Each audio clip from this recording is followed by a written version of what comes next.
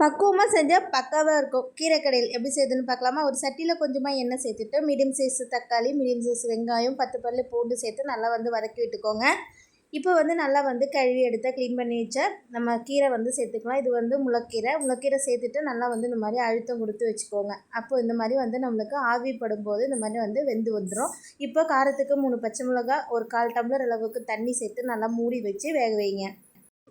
ஒரு கொதி நல்லா வந்ததுக்கப்புறமா இதில் கல்லுப்பு கொஞ்சமாக சேர்த்துட்டு ஒரு சின்ன நெல்லிக்காய் சைஸ் புளி அளவுக்கு சேர்த்துட்டு நல்லா நம்ம கடைஞ்சி எடுத்துக்கலாம். கடையும் போது பருப்பு சேர்க்க வேணாம். இப்போ நல்லா கடைஞ்சி எடுத்துகிட்டு இந்த மாதிரி எடுத்துக்கோங்க. நல்லா மசிஞ்சு வரணும். இப்போ நான் 1/4 டம்ளர் குறைவாகவே பருப்பு வேக வச்சு வச்சுருந்தேன். இப்போ கீரையிலேருந்து எடுத்து வச்ச தண்ணியும் சேர்த்து நல்லா கடைஞ்சி எடுத்துக்கோங்க.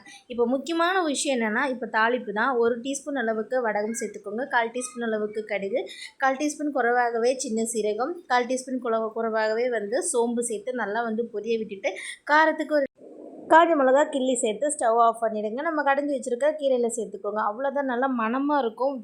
கீரையே வேணான்னு தெரித்து ஓடுறவங்களுக்கு இந்த மாதிரி செய்து கொடுங்க. ரொம்பவே விரும்பி சாப்பிடுவாங்க.